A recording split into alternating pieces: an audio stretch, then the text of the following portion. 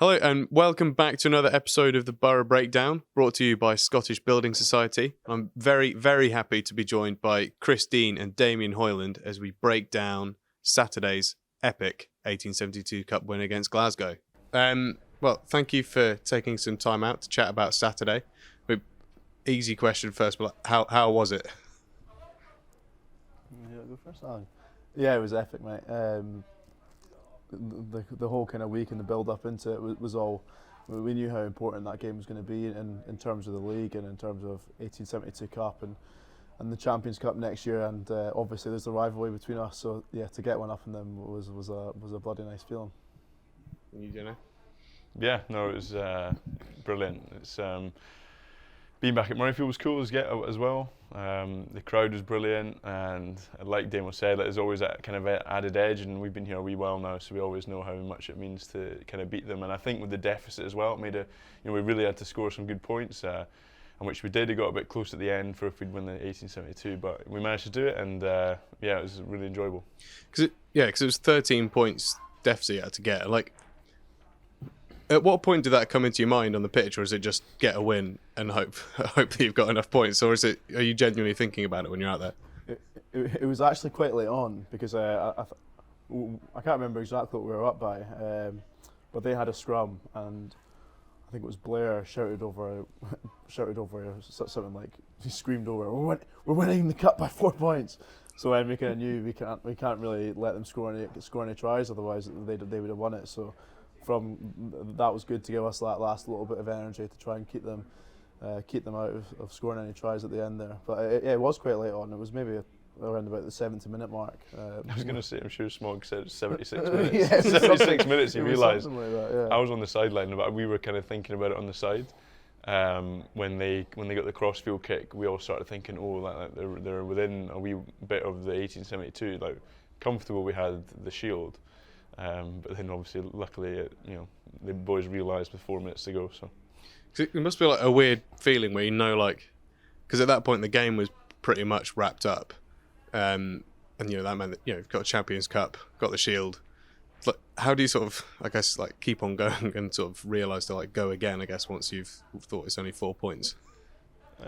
Probably just natural competitiveness, really. I think you always want to score as many points as you can, I guess, but 1872 is a big one for guys that have been here a while. Like, it's always nice to win it, and I'm sure the boys were thinking that at the time.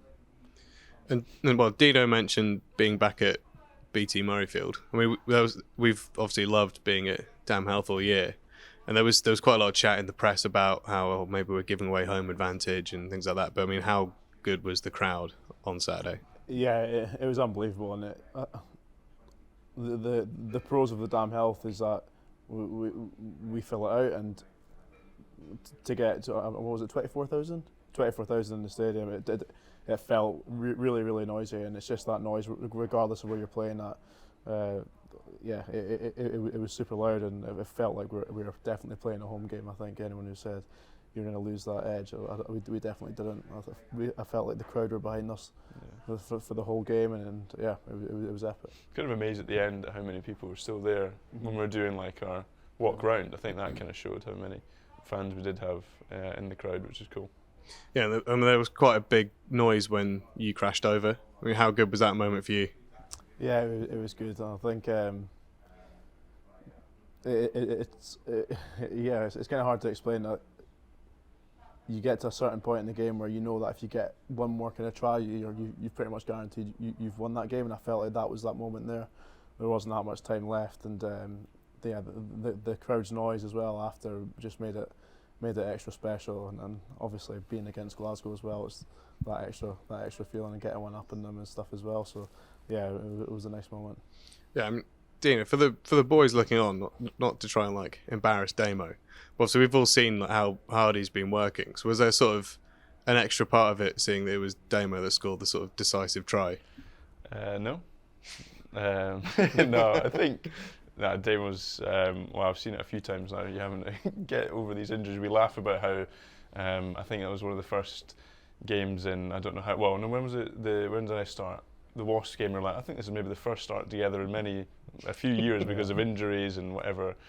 So But Damo always comes back, and that's the thing. And to see him out there, I think the last 3 games he's grown and grown, more confidence, and then to get a try was probably a nice icing on the cake for you.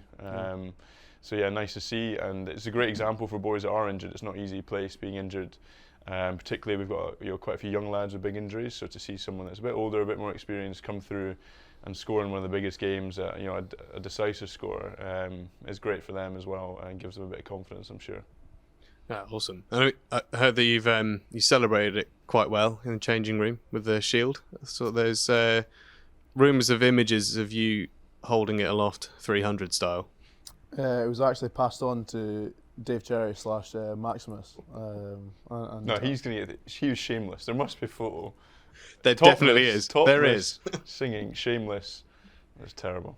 Absolutely terrible. It was a nice moment. You knew what you were doing. You knew what you were doing. You're shameless. I've no comment to that. The nice thing was that everyone was in the changing room after the game, and we kind of spoke about that this morning, and it's something we've been growing as a club for massively over the last couple of years, especially this year. And whether you're playing or not, everyone was so buzzing in that changing room, and it just kind of goes to show how hard everyone's been working. The backroom staff, the guys who are injured, the guys who didn't play, the guys who did play. It's just a real nice cohesiveness in that changing room, and it just made it extra special. Yeah, awesome. And I mean, well, Damo's touched on Dave Cherry there. People might have noticed him being handed the shield and throwing it up with some flames behind him. And then chants of Maximus. It's enough time has passed now that I think we can make this story public. Could you please explain Maximus? He's our gladiatorial hero, our cult hero here at Edinburgh. Obviously in the Ulster, which game was it? Ulster. Ulster, yeah. Ulster game, he obviously had he really, really badly hurt his arm. I mean, there was words of breaking it, ripping all his tendons out his bicep, everything like that. But it carried on for us, and for the next 15 to 20 minutes, of which Mike publicly said, how proud he was and how he epitomises the strength and power of Edinburgh rugby, and giving his all, to only then go for a scan and find out it was merely a bruise. So it's all rather embarrassing for him. But now we chant Maximus because he is just our gladiatorial hero, which is great because he loves dishing it out, but he can't take it. So if any fans want to jump on and chant Maximus, that'd be greatly appreciated. There you go. Who are some of the other guys that proper like to give out chat, and can't take it? Ooh. Gilco. Yeah, 100%. He's 100%. He kind of acts like he's obviously one of the most experienced guys in the squad, and it's people you probably sees that maybe because he's that guy, people shouldn't really make fun of him. So when it does happen, it catches him off guard, and he doesn't take to it too nicely. This is a reference to the signing of the. How did he take the signing of his boots? yeah, he made everyone sign a petition to nobody can sign any boots again on the table, because he was that upset. I'm trying to think anybody else. Ches and Gilco are probably up there the worst, really. There's definitely more. There must be more. I can't really think. Jay doesn't like getting the piss taken out of him.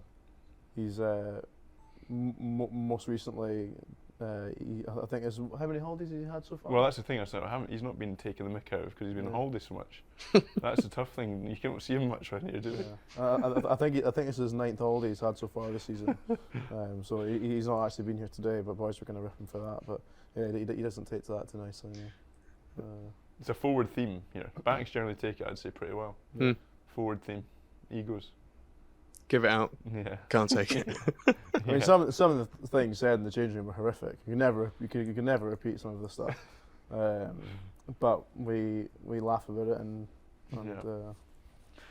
helps us grow. Exactly. So it's all good for squad cohesion. Exactly. I mean, obviously we've spoken about winning 1872 Cup on aggregate, which is obviously a great moment. But obviously it's the first time that the Scottish Italian Shield has been on offer, and obviously first winners.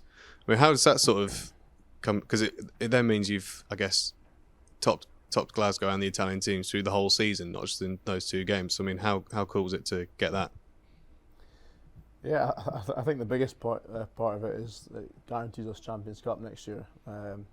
So the trophy and the silverware is nice, but the big thing for us is that we're going to be playing against the best teams in Europe next year, and that's something that we're all immensely looking forward to.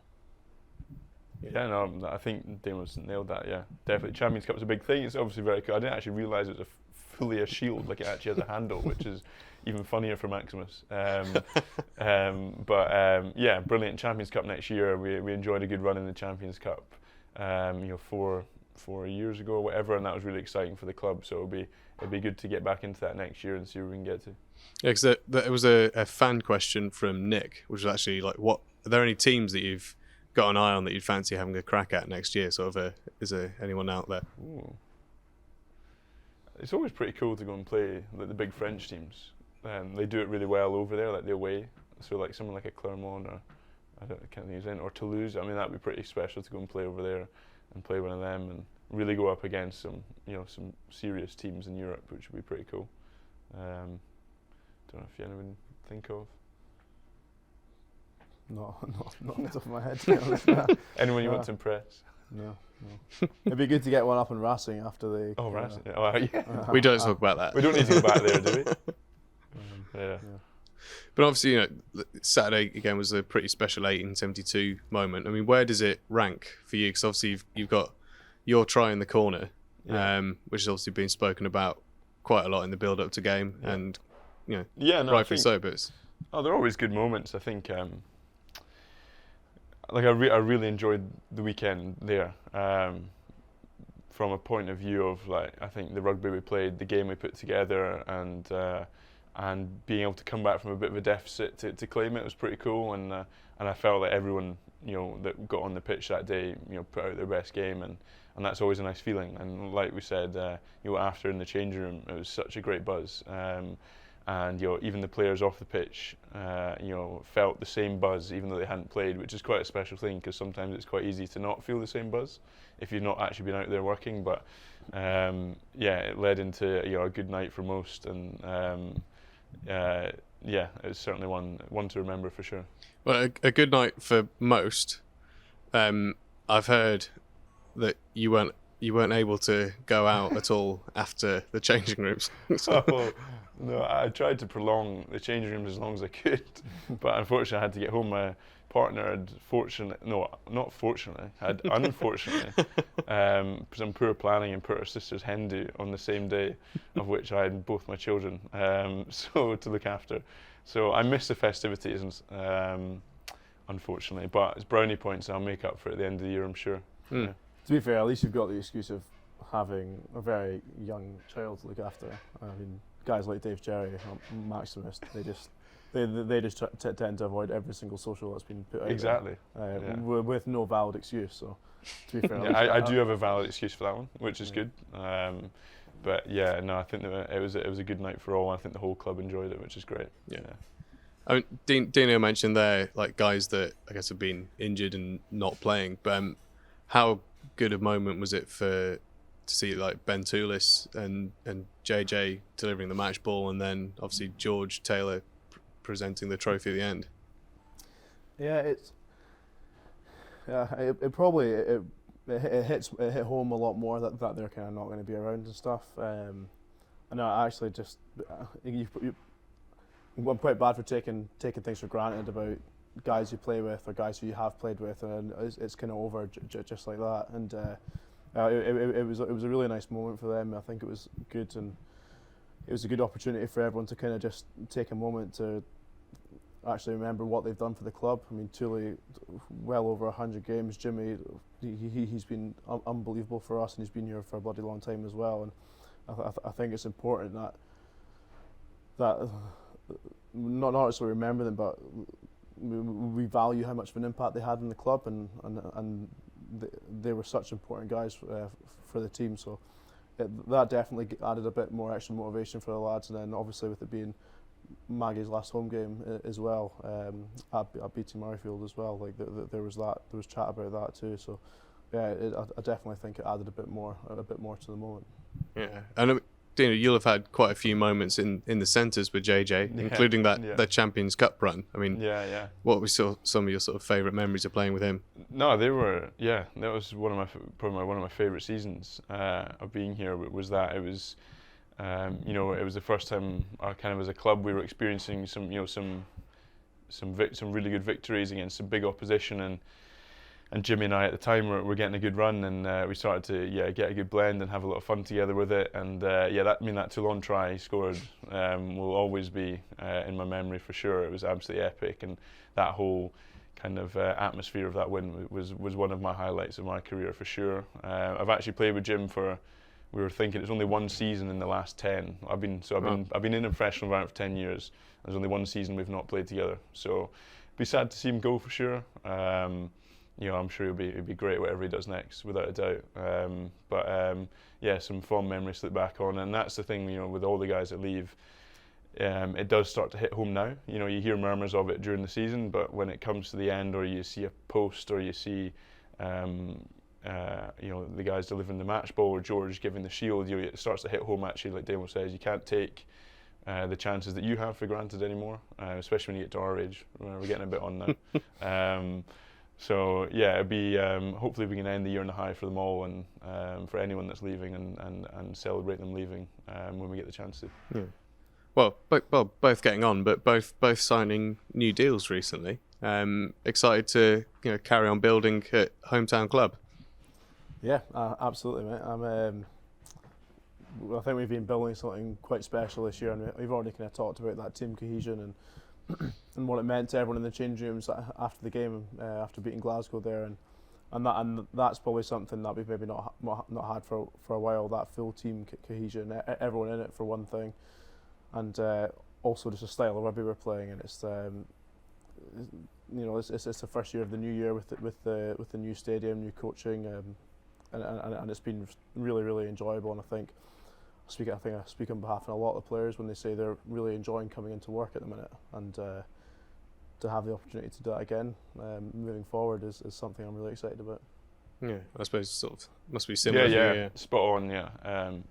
Biggest thing. Well, like Damien said, it's great coming in, really great environment, loving it. But the rugby and the stadium, everything's kind of come at once. The stadium, the rugby, brand of rugby, I think it's giving guys a lot of confidence in themselves and just enjoy it. And that's when you grow up, that's all you want to do is just enjoy it. And there's maybe a period when you become a pro where it becomes a lot more serious and you forget sometimes how to enjoy it. Whereas now we've got the right balance to that, I think, and you can kind of see it on the pitch, I think. And it's exciting for the years to come, I guess, for the club. Yeah, 100%. And well, we've spoken about these two nice trophies, but obviously there's still more to aim for. Trip away in South Africa, second of the last few months. You excited to head down to Cape Town? Yeah, extremely excited. I mean, it doesn't really get much bigger than what we're about to experience. This is there's a lot at stake here. If we win this game, that's a home semi-final for us. So I think it's important we understand that there's pressure on us, but let's get excited about that. We could put ourselves in a really, really good position after this weekend. And like Stormers have played some outstanding rugby. It's not going to be an easy task. We're going to have to be on it, or our energy is going to have to be through the roof. Everyone's going to have to play their best game, but it's a bloody good challenge, and to be in finals rugby, that's something that you might not get the opportunity to do again. So I think it's important that we stay in this moment when we take that trip to South Africa, and it's something that the whole team's definitely looking forward to. Yeah. And is it one to negotiate with the young kids about another week away? Yeah. When I said so I'll be leaving for South Africa next weekend, Naomi was like, what? How is that possible? I was like, I'm not the one that's booked it. It's not my fault. But no, it'd be fine. She's very supportive. I'm sure everyone with kids will have the same conversation. But at the end of the day, it's exciting. Like Damo said, you've got to get out there and give it a good go, and a great incentive to get a home semi. If we manage to get that at the Dam, that'd be pretty epic for this season. So great incentive, and I'm sure we'll enjoy our time out there as well. Yeah, because I mean, you people might not do quite a lot of the organising of the club socials. Yeah. Has seeing the hard work that Matt Cornwall's having to put in made you want to expand your role of organising, or is it air travel? Or is it terrifying? Probably terrifying. I don't fancy trying to organise with 6 days' notice a trip to South Africa. That's for sure. It doesn't sound the easiest. It's not. I'm pretty sure.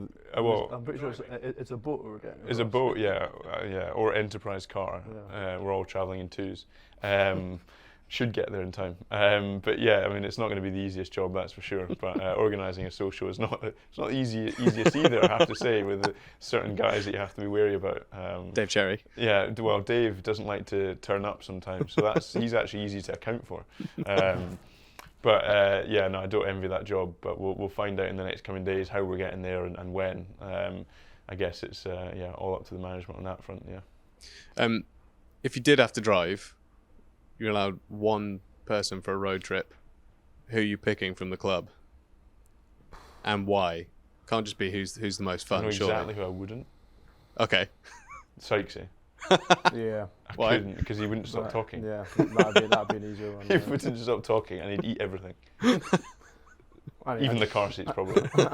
And he'd stink. Yeah. Don't know. Quite tough. I don't think I'd single anyone out, to be honest. No, it's just making sure I wasn't Sykesy. Yeah. Probably would be the. Yeah, That's fair enough. There'd probably be 5 or 6 people who'd be like, nah, maybe not. Simply for the annoyance reasons, but well, no, I can't think. And when you're on sort of these tours, who's your favourite person to room with, or least favourite person? Again, well, on the previous South Africa tour, I was with Benzo, and he's very chilled. So if you're looking for that as a roommate, he's very chilled. I had a lot of uni work at the time, so it was great. So that was nice and chilled. We used to room together all the time, and we were not chilled. But then he got injured all the time, so I haven't roomed with him ever since. I remember we roomed together once. I think it was before Leinster, a big Leinster game. I think we spent 3 or 4 hours the night before the game trying to get the perfect. Remember bottle flipping? Oh yeah. We're trying to get a bottle flip with a mid-air dab. Spent about diving into the bed trying to do a bottle flip. And we filmed it 4 hours, didn't get it once. I'm sure we both cramped the next day. Yeah. How many years ago was this? Because you've just been chatting about how you're old men. Like this can't have been recent. Well, when did we start playing? That would have 20 been years old, 21. That would have been 2016. 2016, yeah, something like that. Yeah, we were roomed together every time. Yeah, funny. Time flies. And then you got injured all the time. That's the issue. Now he's back fit. So now he's back, fit and firing. Exactly. So are there any like horror stories from sharing with people? Like you sort of turned up and thought, oh, they're quite like Benzo, like quite a chill guy, but then it turns out they're just messy and horrible. I don't really remember one from Edinburgh. I remember one when I was in the sevens with Kitty, and we were in Wellington, and I was sharing with a guy, Niall Godsmark, who played sevens, and another guy, Darren Gillespie, and Niall didn't know at the time, but he had a real problem. There was 3 of us, which was bizarre as well. Usually there's only 2, but the way it worked, there was it was a big room, and he had basically night terrors and would sleepwalk. Oh. I remember both me and Darren waking up, and Niall, all we heard was just like huge banging, and at the door, and the door was kind of round the corner, and Niall was like, he slept naked as well, or he's just like smashing his head off the door, trying to get out, which is a bit strange. But other than that, Edinburgh's been okay so far. Can't think of anything like that. I've roomed with Jimmy once, and he does something similar, but he sleeps naked, but instead of being like terrifying, like screaming or like night terror stuff, he just kind of crawls into bed. And usually there's a few times I roomed with him and he just like crawl into my bed naked and start hugging me. Which I thought was really strange. Yeah. He would also never get out his bed on tour as well. Yeah. So that's weird. He was like melted into his bed with his wee remote just sitting there like that would be Jimmy. So that was weird, yeah. Well, I hope there's going to be no horrible roommates in South Africa, because obviously a big game. No, I'm sure it'll be fine. But well, guys, thank you so much for taking out a little bit of time of your day, because I know you're very busy men. And well, best of luck in a couple of weeks' time in South Africa. Thank you very much. Cheers.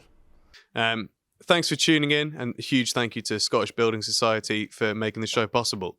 We'll see you next week in South Africa.